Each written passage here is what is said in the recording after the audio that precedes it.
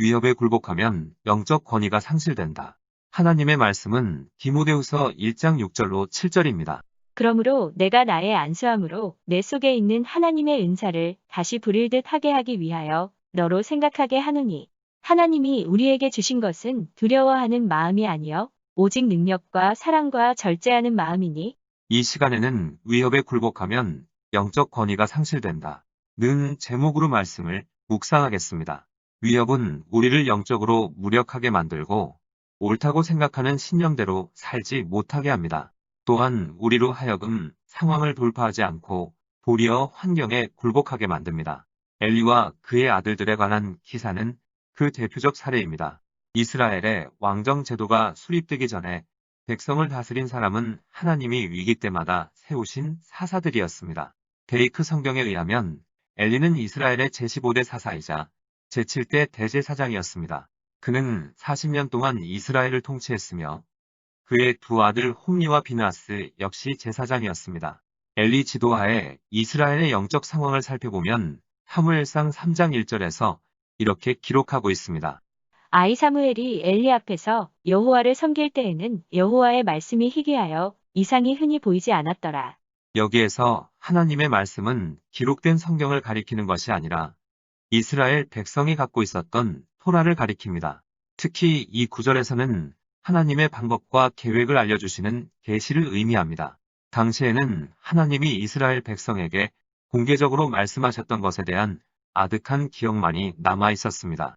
하나님이 왜 이처럼 침묵하셨는지 사무엘상 2장에서 답을 발견할 수 있습니다. 사무엘상 2장 12절에 엘리의 아들들은 불량자라 여호와를 알지 아니하더라. 불량자라고 표현한 원문을 보면 벨리알의 아들들이란 뜻으로 쓸모없는 자들, 즉 제사장으로서의 최소한의 자격조차 갖추지 못한 자들을 의미합니다. 엘리의 아들들은 하나님께서 거룩하게 구별한 것들을 조롱했던 것입니다. 사무엘상 2장 12절을 여러 성경으로 살펴보면 엘리의 아들들은 망나니들로서 야훼를 몰라보고 엘리의 아들들은 행실이 나빴다. 그들은 주님을 무시하였다. 이제 엘리의 아들들은 벨리알의 아들들이더라. 그들이 주를 알지 못하였더라. 엘리의 아들들은 불량되었다. 그들은 여호와를 두렵게 여기지 않았고 엘리의 아들들은 악한 사람들이었습니다. 그들은 여호와를 의식하지 않았습니다. 결국 여호와의 말씀이 희귀하여 이상이 흔히 보이지 않았던 이유는 이스라엘 민족의 지도자였던 엘리의 두 아들의 죄 때문이었습니다. 좀 더 자세히 표현하면 엘리가 두 아들의 죄를 뻔히 알면서도 그들의 죄를 다스리지 않았기 때문입니다. 사무엘상 2장 22절에 엘리가 매우 늙었더니 그의 아들들이 온 이스라엘에게 행한 모든 일과 회막문에서 수종드는 여인들과 동침하였음을 듣고 엘리의 두 아들 홈리와 비느하스는 악했습니다. 그들은 일반 부녀자들과 간음했을 뿐 아니라 방자하게도 하나님의 임재의 처소인 회막에서 수종드는 여인들과도 동침했습니다. 하나님을 두려워했다면 회막에서 동침할 수 없었을 것입니다. 이들의 사악함은 간음에만 국한되지 않고 백성이 하나님께 제물로 바치려고 가지고 온 생고기를 빼앗아 취하기도 했습니다. 이들의 이 같은 행위는 율법을 거스르는 죄악이자 하나님과 예배자의 몫을 빼앗는 강도짓이었던 것입니다. 이들의 행실로 인해 이스라엘 백성 역시 하나님께 드리는 제사를 소홀히 여기기 시작했습니다. 이처럼 홈리와 비느하스는 이스라엘 백성의 걸림돌이었습니다. 이들의 악행으로 말미암아 이스라엘 백성은 하나님의 것을 하나님에게 바치기를 아까워했던 것입니다. 엘리는 아들들의 악행을 알고 있었으면서도 그들의 제사장 직분을 박탈하지 않고 고작 꼬집기만 했습니다. 사무엘상 2장 23절로 24절에 그들에게 이르되 너희가 어찌하여 이런 일을 하느냐 내가 너희의 악행을 이 모든 백성에게서 듣노라. 내 아들들아 그리하지 말라. 내게 들리는 소문이 좋지 아니하니라. 너희가 여호와의 백성으로 범죄하게 하는도다. 홈리와 비느하스는 정책으로 끝날 것이 아니라 회개하지 않았기 때문에 제사장직에서 면직되고 회막에서 쫓겨나야 마땅했습니다. 이때 선지자가 엘리에게 와서 경고했습니다. 사무엘상 2장 29절로 30절에 너희는 어찌하여 내가 내 처소에서 명령한 내 재물과 예물을 밟으며 내 아들들을 나보다 더 중히 여겨 내 백성 이스라엘이 드리는 가장 좋은 것으로 너희들을 살찌게 하느냐. 그러므로 이스라엘의 하나님 나 여호와가 말하노라.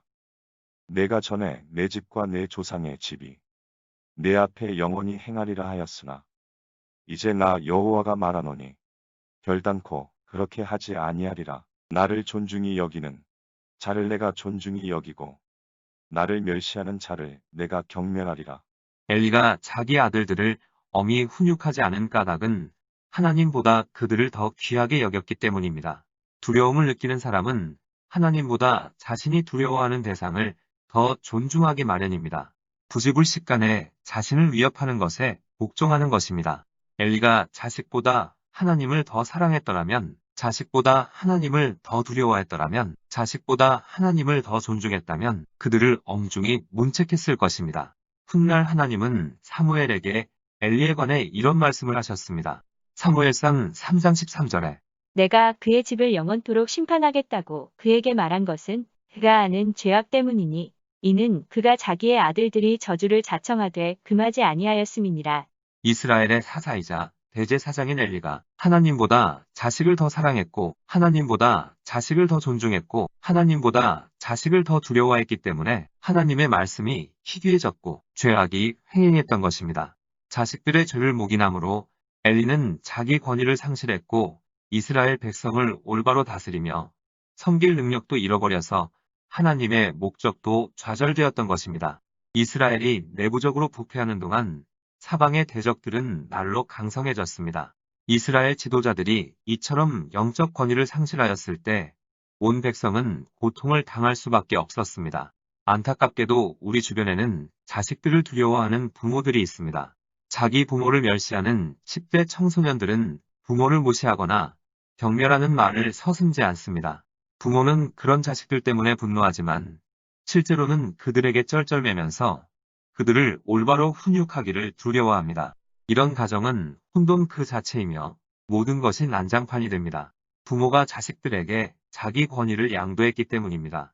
결국 가정에서 질서를 확립하며 자녀를 신앙으로 양육하라고 부모에게 주신 하나님의 은사나 능력은 완전히 동면 상태인 것입니다. 이러한 문제는 가정에만 국한되는 것이 아니라 교회도 마찬가지입니다. 교인들을 두려워하는 목회자가 있습니다. 이런 교회의 상황은 하나님의 말씀이 희귀했던 엘리 제사장 지도하에 이스라엘 상황과 비슷합니다. 교인들을 두려워하는 목회자는 자신의 영적 권위를 포기했으며 하나님의 능력은 잠자고 있습니다. 목회자들은 하나님께 불순종하는 교인들의 심기를 건드리거나 그들과 대결하고 싶어 하지 않기 때문에 신중하게 설교 준비를 합니다. 간혹 일부 목회자들은 좌절감을 이기지 못해 소리 지르고 절규하거나 일부 교인들에게 위협당하고 있음을 숨기려고 무고한 양들을 질타하기도 합니다. 그러나 이런 교회에서는 생명력을 거의 찾아볼 수 없습니다. 희귀하다는 말은 하나님의 임재에 대한 성경적 언급입니다. 비록 여기저기서 미약한 생명력을 발견한다 해도 하나님이 그곳에 임재하지 않으면 하나님의 말씀은 역사할 수 없습니다. 다음은 간증인데 많은 교회에서 쉬쉬하는 문제이기도 합니다. 교회에 침투한 죄를 방관할 때에 어떠한 결과가 초래되는지 알 수 있는 간증입니다. 1990년에 어느 교회에서 집회를 인도한 적이 있었는데 그 교회 교인들은 자신들이 영적으로 살아있으며 진정으로 하나님을 경외한다고 생각했다. 주일 오전 예배 시간에 설교하던 나는 누군가 내 말에 심한 거부감을 갖고 있다는 느낌이 들었다. 교회 안에 완강히 저항하는 분위기가 감돌았고 마치 벽을 향해 설교하는 것 같은 기분이었다. 도대체 왜 그런지 원인을 알 수 없었다. 예배를 마친 후 그 교회의 담임 목사님 부부와 점심 식사를 할 때까지 고민했다. 담임 목사님이 식사를 하면서 내게 질문했다. 저희 교회에는 이혼한 부부 한 쌍이 있습니다. 둘 다 계속 교회에 나오고 있는데 둘이 서로 맞은편에 앉아 예배를 드립니다. 유년 주일학교 부장인 남자분은 아내와 이혼한 지 얼마 지나지 않아 교회의 다른 젊은 여성과 데이트를 시작했습니다. 그러더니 그 여자가 남자의 집에 짐을 싸들고 들어가 지금 두 사람이 동거 중입니다. 이 문제를 어떻게 처리해야 할까요? 나는 담임 목사님이 내 조언을 구할 필요가 없다고 생각했기 때문에 물었다. 목사님은 그 사람을 교회에서 내쫓을 의향이십니까? 그러자 담임 목사님은 이렇게 대답했다. 아닙니다. 저는 다만 그분에게 유년 주일학교 부장직을 사임하라고 요구했을 뿐입니다. 나는 담임 목사님 부부와 1시간 정도 대화를 더 나눈 후 바울이 고린도 교회 장로들을 어떻게 대했는지 얘기해 주었다. 고린도 교회에도 부도덕한 교인이 있었는데 바울은 그 교회의 장로들을 나무랐다. 고린도전서 5장 2절에 그리하고도 너희가 오히려 교만하여져서 어찌하여 통한이 여기지 아니하고 그 일 행한 자를 너희 중에서 쫓아내지 아니하였느냐. 바울은 교회에서 그 사람을 내쫓아야 한다고 말하면서 이유를 설명했다. 고린도전서 5장 6절에 너희가 자랑하는 것이 옳지 아니하도다. 적은 누룩이 온 덩어리에 퍼지는 것을 알지 못하느냐. 밀가루 반죽에 들어있는 누룩은 전체에 퍼져 반죽을 부풀린다. 바울은 교회 안에 횡행하는 죄를 밀가루 반죽에 들어있는 누룩에 비유했다. 나는 담임 목사님께 경고했다. 목사님은 그 사람의 죄가 교회 전체에 퍼지도록 방치했습니다. 하나님은 다른 교인들에게 미치는 악 영향에 대해 목사님께 책임을 물으실 것입니다. 그리고 계속 얘기했다. 목자는 양들에게 꼴을 먹일 뿐 아니라 그들을 보호해야 합니다. 목사님은 양들에게 꼴을 먹이는 일은 좋아하지만 그들과 부딪히기를 꺼려하기 때문에 그들을 보호하지 못하고 있는 것입니다. 양들을 먹이는 일과 보호하는 일, 둘 다 중요합니다. 목사님은 진정으로 그 사람을 위하는 마음으로 단호히 그와 대면하셔야 합니다. 목사님의 권면에도 불구하고 그 사람이 회개하지 않으면 그를 교회에서 내쫓으십시오. 목자가 양들을 먹이지 않으면 양들은 굶주리게 되고 양들을 보호하지 않으면 그들은 맹수의 먹이가 되고 만다. 내 이야기를 들은 두 사람은 얼굴이 창백해졌다. 사모님은 당혹감을 감추지 못하면서 말했다. 제가 사모로서 계속 교인들을 섬기고 싶어 하는지는 잘 모르겠습니다. 제가 원하는 것은 단지 그들을 사랑하는 것입니다. 나는 그녀의 말에 이렇게 대꾸했다. 사모님이 교인들을 보호하지 않으면서 그들을 사랑한다고 하는 것은 참 사랑이 아닙니다. 그저 자기 마음대로 하는 편리한 사랑일 뿐입니다. 담임 목사님 부부는 자기들이 교회 내 일부 교인들을 두려워하고 있다고 시인하면서 또 다른 문제점도 솔직히 털어놓았다. 찬양대원들 중에 불경스러운 사람이 몇 명 있다는 얘기였다. 나는 두 사람에게 예배 시간에 내가 느꼈던 묘한 거부감의 원인을 이제 알았다고 말했다. 그날 저녁 예배 시간에 설교하는 도중에 한 사람이 불쑥 방언과 통역을 하기 시작했다. 나는 그에게 하나님의 말씀 증거를 방해해서는 안 된다고 하며 예배 시간에는 삼가해 줄 것을 요구했다. 그 사람은 내 말 뜻을 알아듣고 즉시 중지했다. 하지만 찬양대원 한 명이 갑자기 강대상 위로 뛰어올라와 내게 소리쳤다. 나는 성령의 은사를 무시하는 당신이 주절거리는 설교를 더 이상 듣지 않겠소. 기분 나빠 지금. 당장 여기서 나가겠소. 그는 자기 아내의 손목을 붙잡고 베이스 기타 연주자에게 같이 가자고 큰 소리로 말했다. 그 사람과 그의 아내, 베이스 기타 연주자와 또 다른 한 사람이 교회 문을 쾅 닫고 어디론가 사라졌다. 이 뜻밖의 사태에 교회 안 분위기는 매우 어수선해졌고 교인들은 모두 어리둥절했다. 나는 즉시 성령의 도우심을 간구했다. 그러자 성령은 내게 교인들에게 영적 권위에 대해 가르치라고 말씀하셨다. 내가 성령의 지시대로 따르자 하나님의 질서가 다시 회복되었고 교회 안에 그분의 평강이 자리 잡기 시작했다. 설교를 마쳤을 때 주님은 이렇게 지시하셨다. 예배 시간에 방언과 통역을 삼가해 달라고 했던 사람에게 이제 통역을 부탁하라. 나는 약간 주저하다가 그 사람에게 부탁했다. 지금 폭력을 부탁드려도 되겠습니까?